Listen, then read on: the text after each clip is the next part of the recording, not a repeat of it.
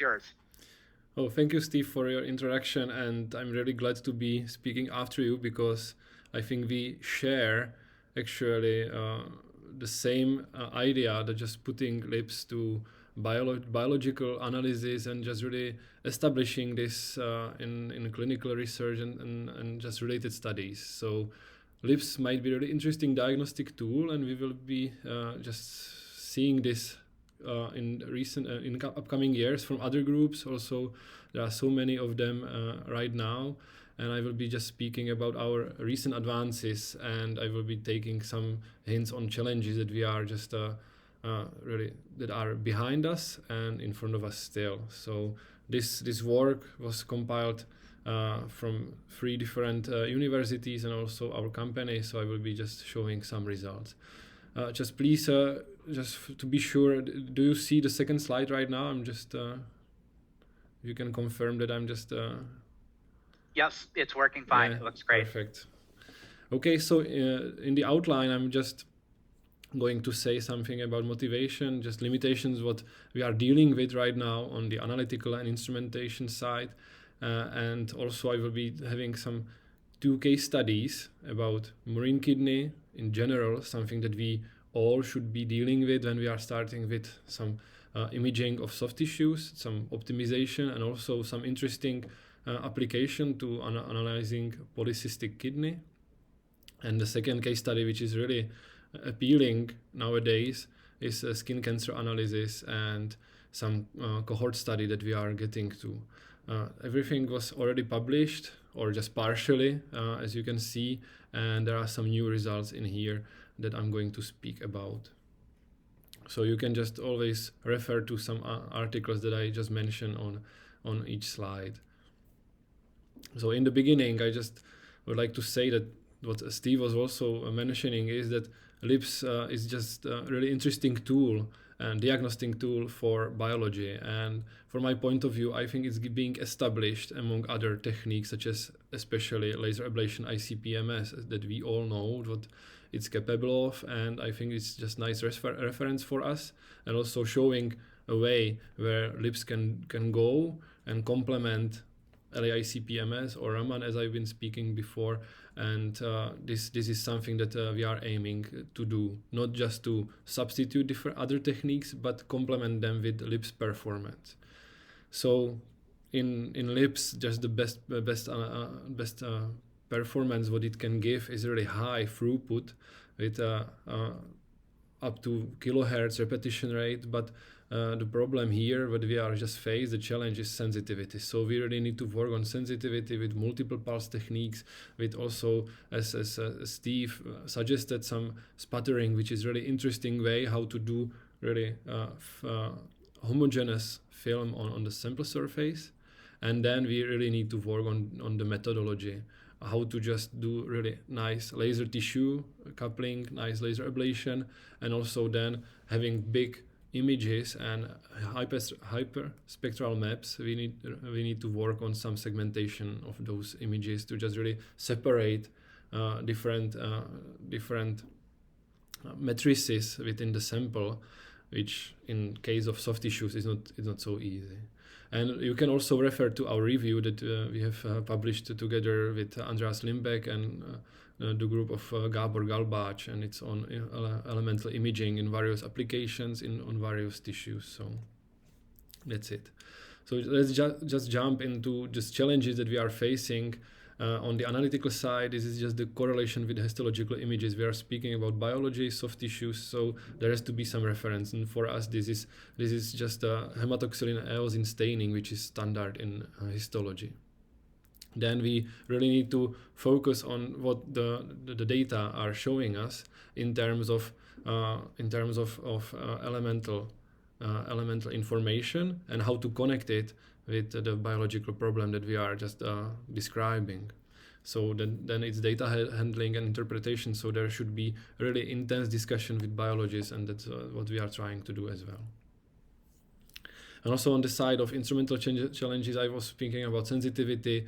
LIBS is a bit short in terms of trace metals such as zinc, for instance, copper, manganese. But this is something that those metals are quite frequently seen in soft tissues, especially when it comes to some diseases.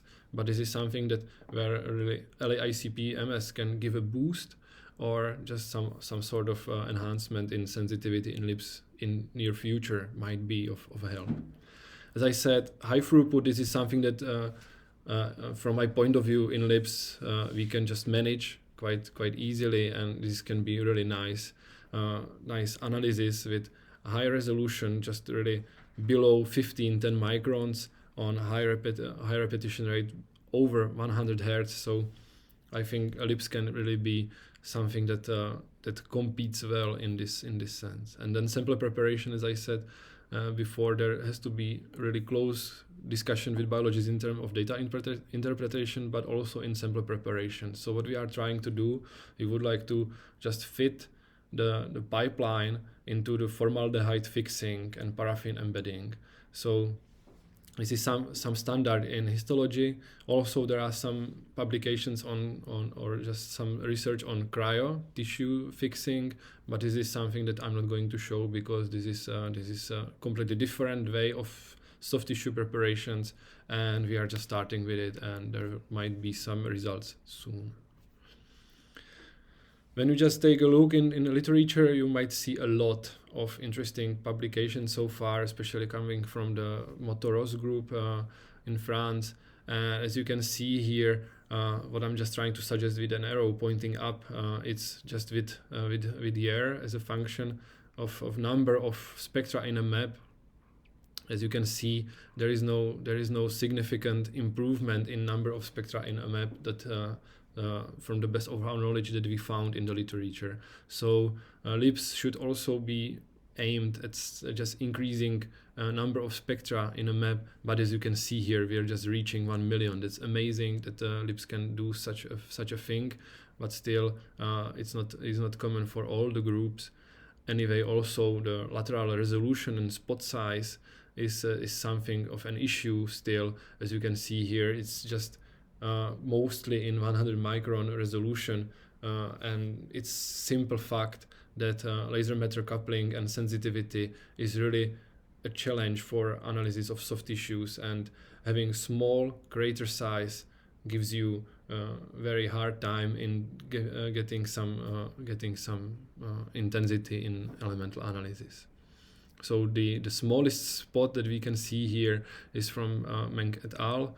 If I'm sure they were just using femtosecond ablation. So this is also something quite rare so far in LIBS analysis, that using femtosecond ablation is still on the edge of instrumentation capabilities. So most of the papers, most of the researchers are using nanosecond laser sources. So this is the biggest difference, also limiting the sample, the lateral resolution. I would like to also show that we had quite interesting improvement in analytical performance. As you can see, we are just reaching 50 Hz with 30 microns, but we are using 266 nanosecond laser with 10 millijoule in a pulse, and you can see that with that we can have really nice elemental image. Apart from that, our beginnings were quite rough when we're trying to use and implement second harmonics of NDIAC, and you can see that that's quite a challenge, especially when laser coupling to soft tissues is really a function of wavelength, and you just really need to go down with the wavelength. So we need to also improve our instrumentation and focus on such an analysis.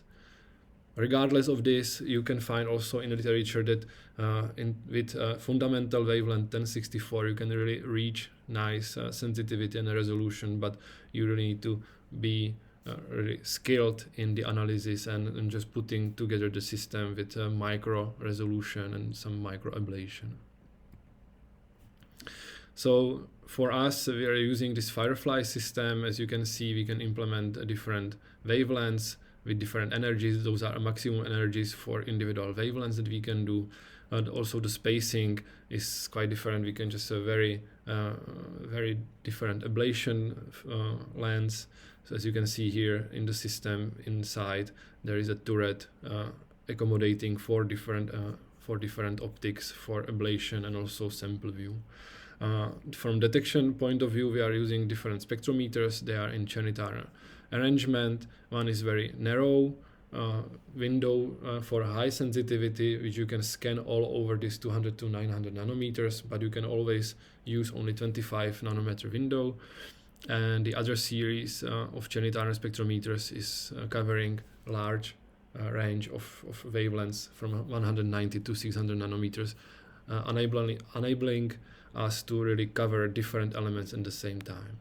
And finally, we are using LITIGO Image Lab from Epina, and it is a really interesting tool for elemental imaging, and gave us a big boost for analysis of our samples. So first of all, I would like to mention some kidney tissue analysis. What we are doing, it's we are just getting this standard samples from laboratory mouse. After killing this mouse, harvesting organs, we are just taking only kidneys at this point. Also liver and other inner organs are possible. We just do formaldehyde fixing and paraffin embedding. And then we just did some optimization. We just tried to do also some improvement of sensitivity for zinc. But as you can see in the table, zinc is really in low concentrations, just down to ppm level. So that's quite a challenge for LIBS. And then we can also do analysis of potassium, magnesium, calcium, sodium. That's not a big deal. Phosphorus, carbon is really okay for LIBS, and that's where we are just aiming right now. So this has to be mentioned. So you either can do from paraffin, you can just cut thin sections, or you can analyze directly paraffin block, and that's what we are doing, because LIBS just really takes quite big amount of sample. So just to accommodate that, we are just using directly paraffin block. And then I will be speaking about some polycystic kidney disease. This is quite severe disease that leads to a death of a mouse in several weeks, and you will see some results of that. Also, we did for mouse kidneys, we did some reference analysis using wet chemistry and ICP OES, and you can see all those results here. That's only for us to just know what we are dealing with, what is the average amount of individual elements within the sample. So first of all, just I think I've already shown this, and this is published in Sensors. You can see those results there. Just very briefly here, what we are doing, this optimization in paraffin blocks, and you can see that we are doing signal to noise ratio, and those are not individual points that as Steven was talking about this before, we are not doing shot-to-shot analysis, but for us the whole map, the whole image of a kidney is one analysis. So we are doing some thresholding, just only taking spectra coming from the kidney, then doing some averaging, and then from that you have 1 point.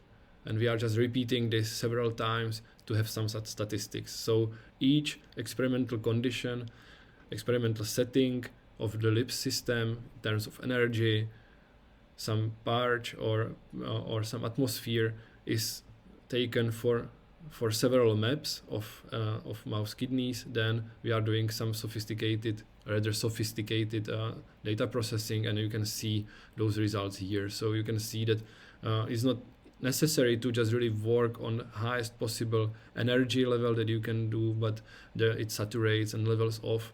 So around 7 to 10 millijoule of 532 laser, it's just enough to get really reasonable signal to noise ratio, and that's what we are aiming for, because signal to noise ratio gives us just very roughly some estimation of limits of detection. That's what we are trying to do as well, to just really lower the limits of detection as much as possible. And on the second graph, you can see that argon purge is something that gives the best performance, because without the purge, without argon, there is low enhancement, and without purge, only with argon atmosphere, you can see that the plasma stays where it is, and also the aerosol around, and it's not an efficient ablation at all. So when using argon atmosphere with purge, then you can just have the biggest boost possible. Now, just very briefly, because we are still discussing and just talking about interpretation of the data with biologists. So this is the polycystic kidney disease. As you can see, what's happening is that in classical tissue you can see that it's really compact and dense tissue, but for polycystic you can see those cysts within the tissue, just really decaying the tissue and just disabling the organ as it is, because it's not able to filter blood and work in proper way in mouse, and that's why the mouse just affected by this disease is just dying very soon. What you can see here, we are just showing just map of calcium to carbon and magnesium to carbon images. As you can see, the distribution, we are just discussing how it can help the understanding of this disease, and if there is some relation in the elemental content with respect to the progression and proliferation of this disease as such. So we are using this carbon as some internal standard to really fix some matrix dependencies of LIBS. So this is another important issue that needs to be discussed, as also Steve was talking about this before. So as you can see, we are using 50 Hz, 13 micron repetition rate, reaching more than 100,000 pixels in this image, and 266 nanometer with 10 millijoule laser. So this is really something that we are still working on, and just really most recent results that showing that LIBS can really be of interest for biologists in many of their endeavors so far. And the second case study that I would like to briefly go through is the skin cancer that we just already published some part of it. It was really some feasibility study showing that LIBS can do some job in skin cancer analysis, provide some information that is really relevant and beneficial for pathologists. And now we are working on combination with LAICP-MS, and namely on some cohort study, because just the feasibility study was shown only on 4-5 samples, and now we are working on 70 plus samples, showing really some dependencies and possibilities what can be done. So first of all, those samples we are getting from the Charles University, the Faculty of Medicine. As you can see here, this is another really well equipped group that is just providing us with some samples, and as you can see, they just do some biopsy of skin cancer, do some paraffin embedding, and do some pathological examination using standard hematoxylin and eosin staining. After that, we do LIBS in a block of those paraffin embedded samples, and provide different elemental maps such as magnesium, calcium, and so on, which is really okay for LIBS to show. And in the end, we are trying to also do some and implementing some advanced data processing, some machine learning for clustering. Just we would like to separate the part of the soft tissue related to cancer and just the healthy tissue, just to take it apart, to just have really two distinct clusters within the data. And this is something that then will be really of significant boost for pathology. Okay, so for skin cancer, this is already published work. We were just measuring this again, the same. So in this publication, you will find our late results, and also then we just measured everything again with the new equipment, and you can see that also reaching higher resolution and also bigger amount of data gives you more interesting awareness of what's happening within the tissue. So this is the case of malignant melanoma, and for this you can see this calcium and magnesium that we can detect, and especially magnesium is just it's just interesting that it just gets concentrated within the part where the melanoma is located. So this is something that we are working on, and just now working on this data processing to show some segmentation of the image in terms of LIBS analysis, as well as in this pathological image, which is quite standard right now for machine learning techniques. Also, this combination of LIBS with LAICP-MS, as I said, we are not going to substitute any technique, we are just trying to complement their performances together. As you can see here, calcium magnesium works really nice for LIBS, and I'm just showing phosphorus from LIBS and also phosphorus for LAICP-MS. As you can see, they just provide very similar results, and also LAICP-MS shows really nice detection of zinc and also of iron. There are also other elements. I'm not showing all of them, but you can see that just quite nicely here the complementarity in the data straight away without any problems. You can see that the zinc is just mostly concentrated within the tissue, and it's just boosting the data processing, and it's then quite fun to just work with those data sets at the same time.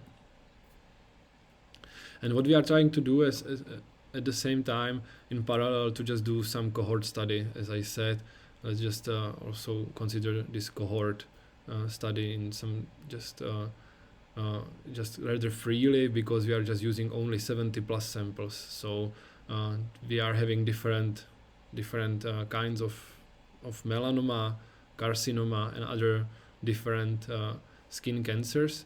And as you can see, we are trying to do some relations between different melanomas and carcinomas if from different patients, if the melanoma from different patients is just working the same in terms of elemental images, and the same for basal cell carcinoma. As you can see here, we are showing calcium normalized to carbon intensity, and also magnesium normalized to carbon intensity. And as you can see, it very nicely shows the distribution of those elements within the tissue. What we are also trying to do is this very simple trick, which shows the ratio of ionic to atomic calcium line, showing some differences in metrics in terms of temperature and so on, because when you're ablating different matrices, you are just getting different plasma, which has different temperatures and parameters, and from that you are able to somehow relate this information in spectroscope in your spectrum to the matrix itself. So it's quite interesting way of data processing, and might be used then further for your analysis. So to conclude what I was speaking about, so just I think we can all agree that LIBS is a promising alternative to already existing methods, especially from its high throughput, large scale imaging capability, so to say whole slide imaging, and it provides information on spatial distribution throughout the matrix for matrix and minor elements. So this is where LIBS can really give a significant boost. So experimental parameters optimization, what we have shown also that we can go below 20 microns in lateral resolution with high throughput. We are now at the limit of 100 Hz due to our instrumentation, but I think that we can go really above that very soon. Some enhancement in sensitivity is still necessary, but this is LIBS, and we know what we are working with, and that's the way also how we should also think about how to implement it to really have some benefit for biologists. And also doing some complementary analysis with LAICP-MS, also with Raman spectroscopy, as I've already suggested. And then we are now working on some cohort study in clinically relevant samples, just doing repetitions of different melanoma from different patients to show some causalities within the data, and to establish LIBS as some interesting diagnostic tool in the future. And for that we also need to work on data interpretation to just really be able to estimate where the cancerous tissue ends and the healthy tissue starts. So this is very interesting and important for biopsy itself. Finally, I would like to acknowledge my colleagues, especially my students that are working on this at Stejtek, and also as a supervisor of the student at Faculty of Medicine in Hradec Králové. I'm also grateful to Czech Academy of Sciences and Technical University in Wien, the group of Professor Buchtová and Professor Limbeck. I also would like to acknowledge some funding. Also, we are just working on just more things than just soft tissues. So if you're interested, you can just go for our website. There is a lot of stuff going on right now in our group. And in the end, I would like to thank you for your attention, and I'm open for discussion. Thank you very much, Pavel. That was a very excellent talk for ending.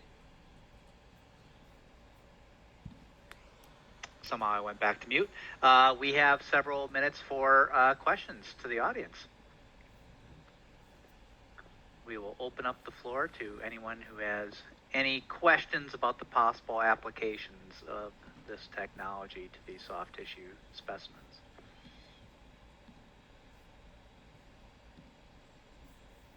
I guess my question would be, I don't see any hands up yet, so I'll start with a question. My question would be, do you ever show any pictures of what the specimens look like after you've shot them?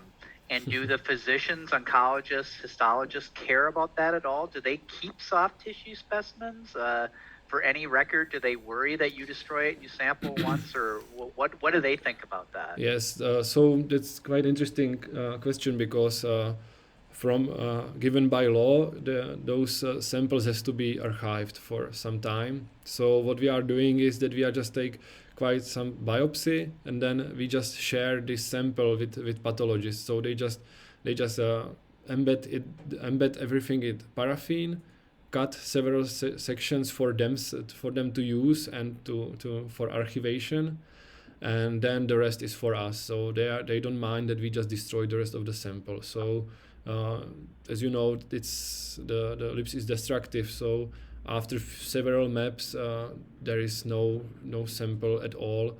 So we really need to be careful how we are measuring it, and that's why also we are doing some extensive analysis on mouse kidneys. So to really be sure that the LIBS works properly, that it's optimized, and there is no fluctuation. So from time to time, we always measure several mouse kidneys to be sure that the LIBS is still, that the system that works properly, and then we can just start to measure those quite precious samples for us, because they are quite rare. All right. Okay. Yeah, I guess I don't have that problem because they are not required to keep fluid specimens that the pathology lab takes for bacterial infection are always disposed of immediately after a diagnosis. So there is no such problem with that. So. Yeah. Another question is, like, something that strikes me as different between what I'm trying to do and what you're trying to do is I'm trying to make kind of an absolute fingerprint of a bacterium, which I assume is unchanging from person to person to person, because a bacterial species is a certain thing and it does not change. But with you, do you think there is enough data that you could get from that specimen, you were hinting on it, that the artificial intelligence could do a diagnostic from just that sample itself as to what a margin is and what the unhealthy tissue is, as opposed to an absolute standard? But because a cancer could be different from person to person to person, someone would say, well, it's impossible. But maybe it doesn't matter, because there's enough data in the map you've made where it can recognize, for this person, here's what's consistent with cancer and here's what's consistent for healthy. So like every person is their own standard. Is that possible? Yes, that's really tough question, because we are trying to do some segmentation of the image, and as I said, this is something standard for pathology and histological samples. Right now, there are multiple techniques in machine learning for segmentation of images, and you need to have hundreds and thousands of images to do some proper training of the map. And this is something that is happening for these pathological samples that I can show here. Give me a second. Yeah. For the very left image, this purple pink image, this is something that really machine learning can right now work very easily. It can detect the difference within the tissue, within the optical image. But for that, you need to have really well-trained model, which is based on hundreds to thousands of samples that were assigned by pathologists before. And we are trying to do something similar. So we really need to have a lot of data. But what is really beneficial from the point of view in LIBS is that you have different elemental images, such as calcium, magnesium, sodium, whatever else. There are multiple of other elements also when complementing this with LAICP-MS. So you're just increasing the information in this artificially. You're just getting from the essence of LIBS other information that can be used for machine learning. So this is something that we are trying to get inspired by machine learning in just segmentation of pathological images to just do something similar on our data. So basically, I'm convinced that it could work, but we need to have much more samples, and that's what we are working on right now. Okay. Well, I could talk with Pavel all night long because I have a lot more questions, but we are actually at the end of our session, at the end of our symposium. So I do want to give some closing remarks because the organizers have told us they will shut us down at some kind of hard cutoff point here. So if we just keep talking, they just pull the plug and we all disappear, and that's a sad way to say goodbye. So that was the final talk of the second session of the symposium. So that'll bring this symposium to an end, Symposium 001, LIBS for the benefit of the global community. On behalf of all the organizers of the symposium, I'd like to thank everybody for turning out for the second session. We're very appreciative of your efforts to both present and attend with all of us here. You made a really nice symposium from what could have been kind of a disaster and the way it all had to go online, but we are very grateful that people stuck with us. I will just mention that we certainly plan to put on another LIBS symposium when Pacifichem returns to Honolulu in the future. Don't know when that will be, but for those who don't know, we did have LIBS symposia in 2010, 2015, and 2020, so we certainly expect that to continue into 2025. So if you're at all interested in coming to Hawaii and visiting with us face-to-face, keep your eyes open for that announcement in the next couple years. We certainly hope that there will be a session there, and that would be fantastic to meet all of you in Honolulu. And I'm certainly willing to make this much bigger than it has been. This was just 2 sessions and no poster session. It can be bigger than that if you all as LIBS practitioners get more people to participate and come with us. So we can make it much bigger if we wanted to. It's just limited by the number of people who express interest in it. So I think on behalf of that, I will thank everyone again one last time and wish you a good rest of the week. It's Monday morning where Pavel and I are. So we have some things to get started and start the week. And for people who celebrate Christmas, I guess Merry Christmas and Happy Holidays. It's a big holiday for us here. So I wish everyone just the very best and stay safe. And we hope to catch up with you again in a year or 2. So thank you so much for all of your efforts, everyone. I appreciate it very much. Yeah, thank you. It was really well organized. Thank you very much. Thank you very much for organizing this session. Thank you. Good job. Yes. Perfect. All right. Thanks so much, Ashihiro. All right, thanks, Pavel. Goodbye. And everyone else, goodbye. Thank you so much. Yeah, Merry Christmas. One last thing, Pavel, maybe if just before they shut us down, you might want to type your email in the chat line there. If anybody wants to get in touch with us, I've been encouraging all of the people to put their email in the chat. Just if you thought, boy, that was really interesting, I want to know more, you should always feel free to catch up with us, because I know there's not always time to get through all the questions. So take a quick screen grab. You've got our email. If anyone else wants to put their email in there, just please contact us. It's the easiest way, and we will easily respond to you after that. So Thank you so much to everyone. Zach, our producer, has been on the sidelines there. Thank you so much, Zach, for helping us out. We didn't need you, but thanks for being on call if we had any issues. You're very welcome. Thank you. Okay. Thanks. Bye. Okay, thanks, everybody. Bye. See Have you a in the good new day. year. Bye. Merry Christmas. Bye-bye. Merry Christmas. Bye, Zig. Have a good week. Já už se nám zaplý, ale... Jde na nářez. Steve Rexe byl tady na M-Slipsu. Nás miluje. Jak vypadalo to tak? Úplně nadšenej.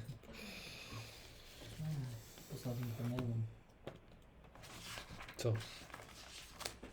Jo, toto.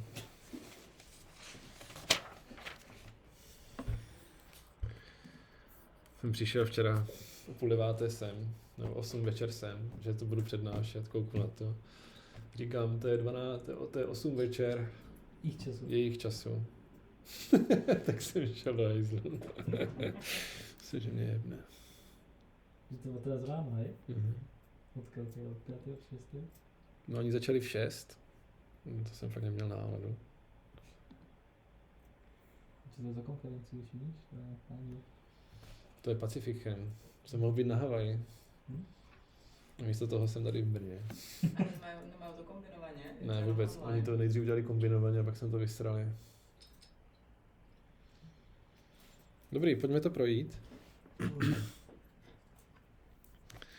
A pak bych ještě od tebe potřeboval nějaký podklady ke komoře. To ti asi ještě budu specifikovat.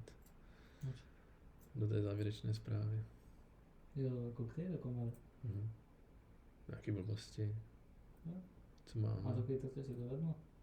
No, do konce ledna, když to bude, tak to bude v pohodě. Jo, že nemusíme to za ty lidi. Ne, vůbec. Tak kdybychom to potřebovali, tak to řeším, ale...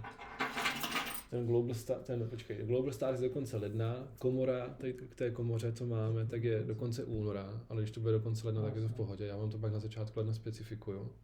Projdeme to pak v klidu. A začnu mezi tím něco sepisovat. A začneme to do toho sázet. Pak tam máme ablační celu, kde musí být nějaký ještě mezi. Tam musí být průběžná zpráva. Tak to asi sepíšu něco, co má Karel, nějaký výsledky, vytáhnu to z té bakalářky a hotovo. Nějak to zkusím ještě upravit, ať to není úplně tak jako prvoplánový, případně zkusím vymlátit něco z Karla. A oni po nás chcou prostě průběžnou zprávu na 6měsíčním projektu. Po 3 měsících práce, mě úplně jebne z toho. Trend. Ještě tu u nás, když se to od Karla stěhneme. No, úplně ideální. To pak ještě, když tak nějak vymyslíme. A teďka bych to dal jenom velice jednoduše. Mě říkali, že chápou, že to nebude moc jako dlouhá zpráva teďka. Plus tam máme pak ten trend, ten považuji za uzavřený s tím, že tam ještě dáme něco navíc. Máme už fotku, už to osaděné. Super. To už zvládalo. To mě nezajímá vůbec, to jsou drobné, to jsou malé věci. Mám tam doplnit ten výhled ještě na ten budoucí rok. To když uděláte, já to pak zase profiltruju a pošlu. Rozšířím tu Výhled původní. je jako asi bodu, než ty věci. No však jasně, že budeme tady testovat tady tohle, že budeme teďka zkoušet tady teďka máme vlastně to napájení pro poklsku, tak uděláme teďka napájení pro tu litrovou diodu, otestujeme to všechno a zkusíme to prostě implementovat už do společného zařízení s iLace. Tečka. Prostě. Když tam chcete zkusit napsat něco víc technického, co tam jako budete zkoušet. Můžeme, super. Dobré, no a k tomu... Ale my si nesmíme moc vystřílet, že pak že za rok budeme mít ten samý problém. A pak tam je poslední Global Stars, který vůbec neřeším, protože tam je toho hromada, takže to bude na pohodu. To si pak asi jenom řekneme že si dáme nějaký jenom... Ideální je, že na MŠMT už jsou všichni na dovolené, takže už nám nikdo neodpoví až do ledna. Takže tam bych pak dal jenom nějaký pak jednoduchý povídání okolo toho systému. Co bych udělal? Bych možná využil to, co teďka máme na ten, co jsme měli do té Budapešti.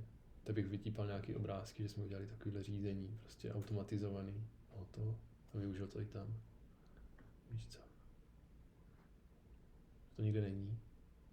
To má jenom... Tak v rámci toho projektu tam stačí spravit, že jsme něco elektroniku tajrtovat a posláme odebíč. A uděláme prostě jeden obrázek, že děláme nějaký koncept prostě tady softwaru, který dotáhneme. Stejně to tam budeme dříve později potřebovat. Takže jediný nejkritičtější tady z tohohle, z těch zpráv všech, vidím ten proof of concept té komory, kde je potřeba teda jako trošku zabrat a to pak teda rozjedeme pak ještě s Markem. No, tak je Dobre, potřeba. no a toto teda sa prebehne v rýchlosti. Mhm. Som na tým rozmýšľal, že to nie je len tej komore, teda to manipulátore, ale za tým ako ďaleko viac vecí. A ktoré musíme riešiť tak či tak. Takže ako keď to bude v rámci toho projektu, tak to je ideálne, pretože dávno si spravíme komoru s manipulátorom, keď nedotiahneme 1000 vecí okolo toho, hej. Kľúčová vec je ten primár, dotiahnuť nejakým spôsobom. No tak to můžeme dělat na naší straně, to je ideální. Jasné. Vzduchotechnika to je akože buď definovať, alebo to spravíme. To je ako jedno. Jakože, aby by nejradši, kdyby na